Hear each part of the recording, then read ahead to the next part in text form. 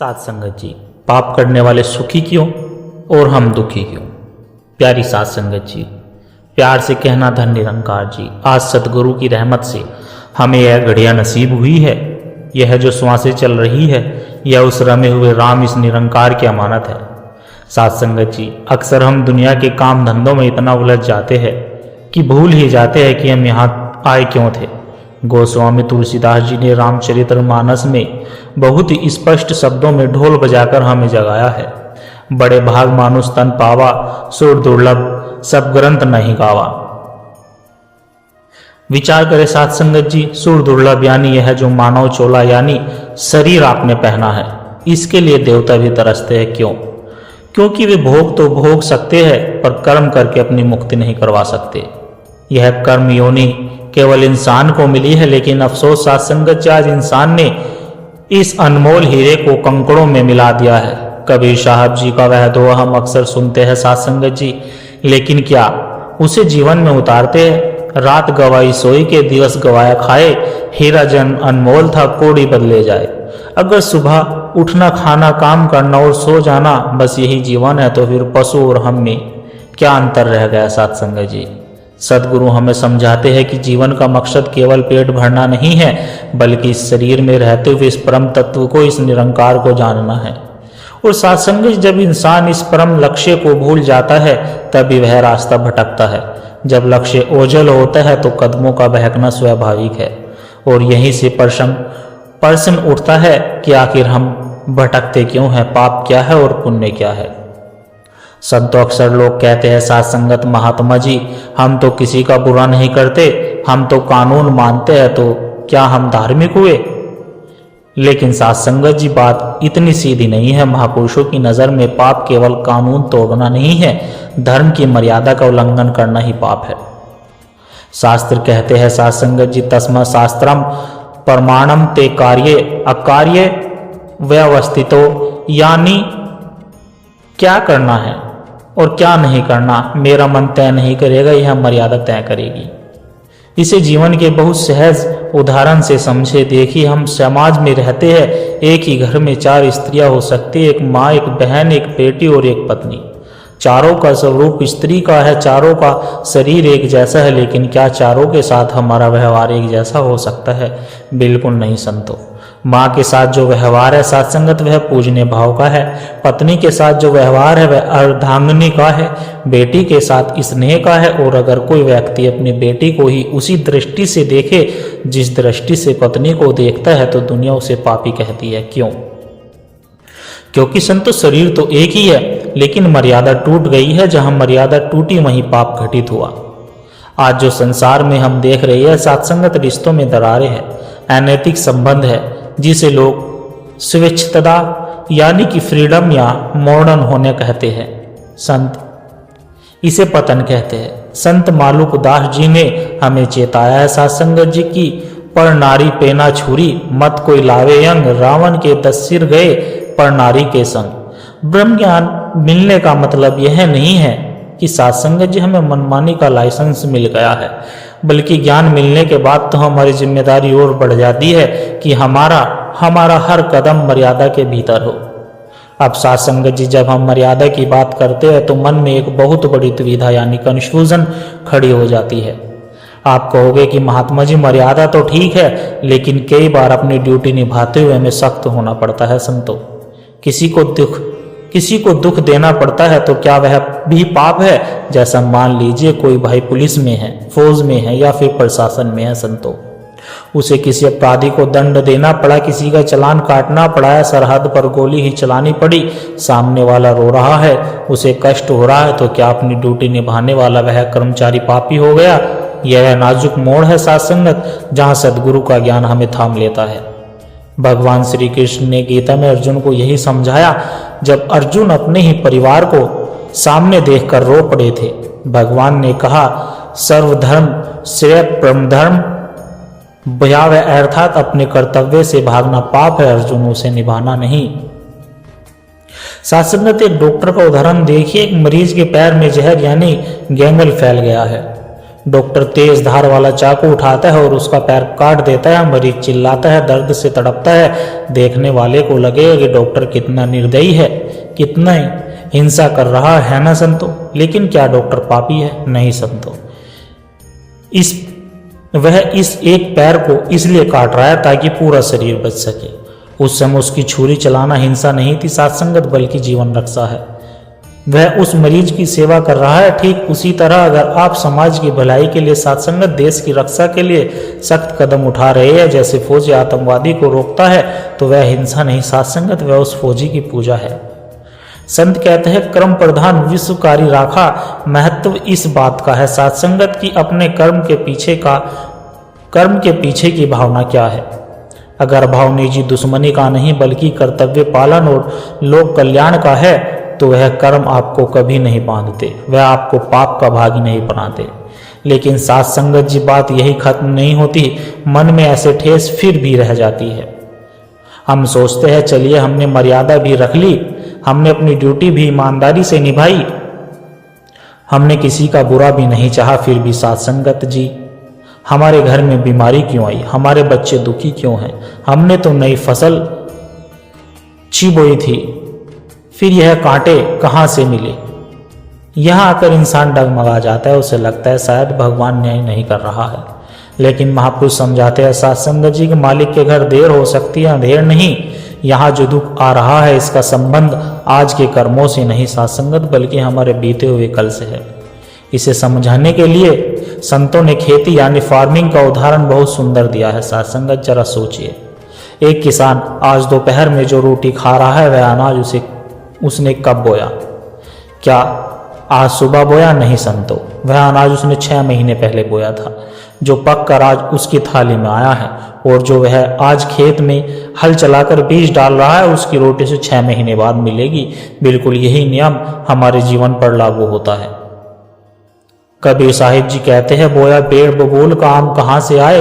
साथ संगत जी, आज जो हम सत्संग कर रहे हैं, सेवा कर रहे हैं, सिमरन कर रहे हैं, यह हमारी नई फसल है।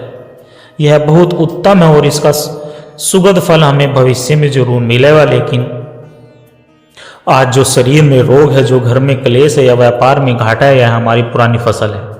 यह हमारे प्रारब्ध है, हमारे पिछले जन्मों के अतीत के कर्म है, जो अब पकड़कर साथ संगत सामने आए हैं। इन्हें तो भोगना ही पड़ेगा। कर्मों का हिसाब इतना पक्का है कि भीष्म पितामह जैसे महापुरुष को भी बाणों की सैया पर अपने पुराने कर्मों का हिसाब करना पड़ा था। तो फिर आप पूछेंगे, अब भोगना ही है तो फिर सत्संग और सिमरन का क्या फायदा? फायदा यह है साथ संगत जी की जो सिमरन नहीं करता वह रो रो कर दुख काटता है, शिकायतें करता है और नए पाप कर बैठता है। लेकिन जो इस निरंकार के चरणों में जुड़ा है, सतगुरु उसे इतनी शक्ति दे देते हैं कि वह बड़े से बड़े दुख को भी प्रसाद समझकर हंसते हंसते काट लेता है। सिमरन हमारे दुखों को खत्म नहीं करता, सिमरन हमें दुखों से बड़ा बना देता है। इसलिए अगर जीवन में आज कष्ट है तो घबराना नहीं, यह मान लेना कि पुराना कर्ज उतर रहा है, हम हल्के हो रहे हैं।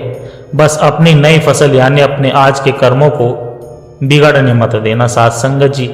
अब तक जो आप समझ ही गए होंगे कि हमारे जीवन में जो दुख सुख आते हैं वे हमारे पुराने कर्मों की फसल है। लेकिन यहाँ एक बहुत गहरा सवाल खड़ा होता है संतो, कि आखिर यह क्रम बनते कहाँ हैं? यह बीज बोता कौन है? और यह शरीर तो जड़ है, यह अपने आप तो कुछ नहीं करता।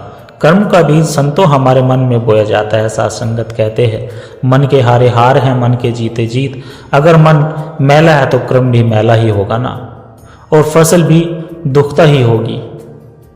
और अगर मन निरंकार में रंगा है तो कर्म सेवा बन जाएगी। इसलिए सारी लड़ाई, सारी साधना इस मन को साधने की है साथ संगत जी। लेकिन साथ संगत जी, यह मन भटकता क्यों है? यह भटकता है प्रेम की तलाश में।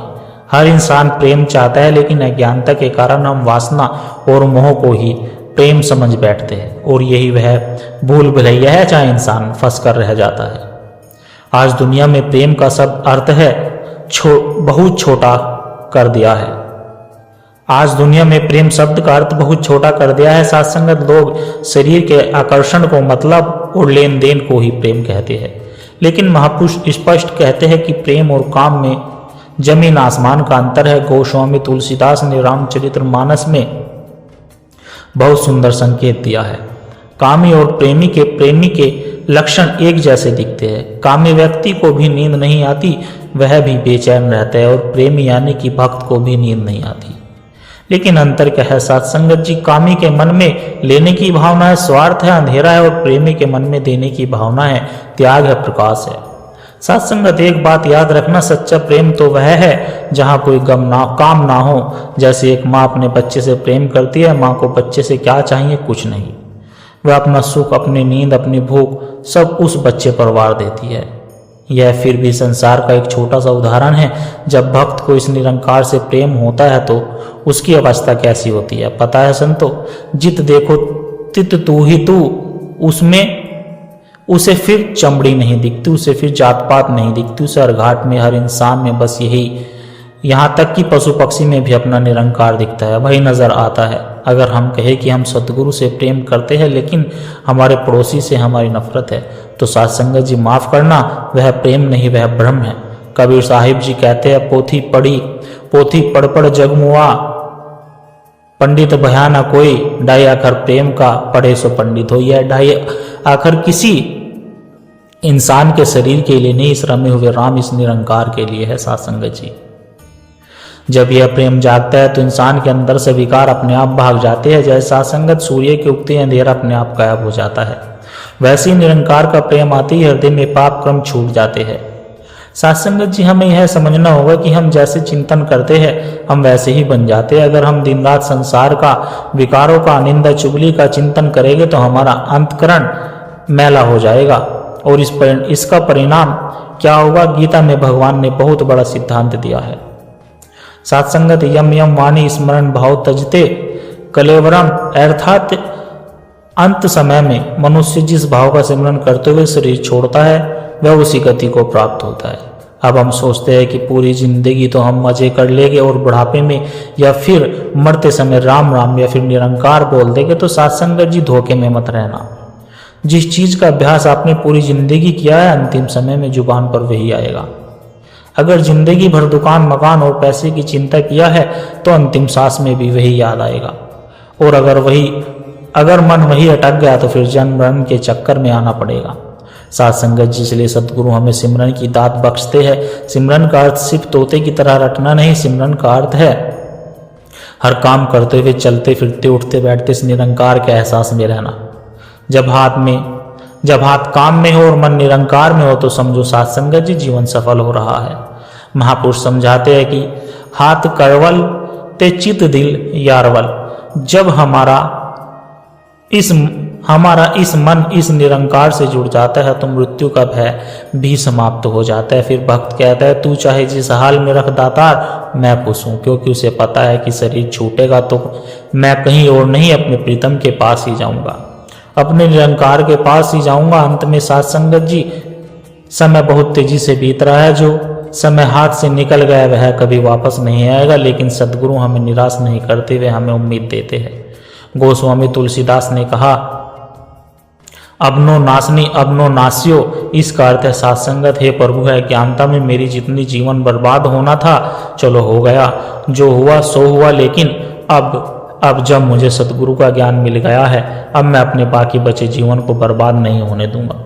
आइए सत्संगत जी आज हम सभी मिलकर सतगुरु के चरणों में यही अरदास करें कि हे सच्चे बादशाह, हम भुल्लनहार है, हर कदम पर गलतियां करते हैं, हमें बख्श देना, हमें इतनी शक्ति दो, इतनी सुमति दो कि हम संसार में रहते हुए भी संसार से निर्लेप रहे। हम अपने कर्तव्यों को, अपनी जिम्मेदारियों को सेवा मानकर निभाए। हमारे मन में किसी के लिए वैर ना हो, नफरत ना हो, केवल तेरा ही रूप नजर आए सब में। हमारा उठना बैठना, हमारा बोलना चलना सब तेरी रजा में हो। सत्संगत जी यह मानव जीवन एक मौका है नर से नारायण होने का, ऐसे व्यर्थ बातों में ना गवाइए। अपनी सुरती को, अपने ध्यान को इस निरंकार से जोड़े रखिए। वाणी में कोई त्रुटि हो तो अनजान बच्चा समझकर बख्श देना। सत्संगत जी प्यार से कहना, धन निरंकार जी। और दास आशा करता है कि दास के द्वारा कहे विचार आप सभी संतों को अच्छे जरूर लगे होंगे। अगर अच्छे लगे हो तो वीडियो को लाइक करें, शेयर करें, कमेंट बॉक्स में धन निरंकार जी लिखकर अपने विचार साझा जरूर करें। और प्यारे संतों एक छोटी सी अरदास हो रहे हैं, अगर इन विचारों ने आपके दिल को छुआ है, अगर आपको इन विचारों से आत्मिक शांति का एक कण भी महसूस हुआ है तो इस ज्ञान के प्रसाद को केवल अपने तक सीमित ना रखें, इस प्रेम के पैगाम को आगे औरों तक भी पहुंचाए, क्योंकि संतों एक दिए से ही दूसरा दिया जलता है। जब हम इस सत्य की आवाज़ को रूहों तक पहुंचाने का माध्यम बनते हैं तो यह भी निरंकार की एक बहुत सुंदर सेवा ही होती है। और इस ज्ञान की धारा से सद्गुरु के इन विचारों से निरंतर जुड़े रहने के लिए आप हमारे सत्संग के डिजिटल परिवार का हिस्सा बन सकते हैं, ताकि जब भी कोई नया विचार साझा हो वह आप तक सहज ही पहुँच जाए और हमें एक दूसरे के विश्वास से बल मिलता रहे। सद्गुरु हम सबकी छोटी छोटी सेवाएं स्वीकार करें और दास को भी आशीर्वाद दे कि दास हर रोज आप जी के चरणों में ऐसे ही सुंदर सुंदर प्रेरणादायक कहानी विचार लेकर आता रहे। साथ संगत जी प्यार से कहना, धन्य निरंकार जी।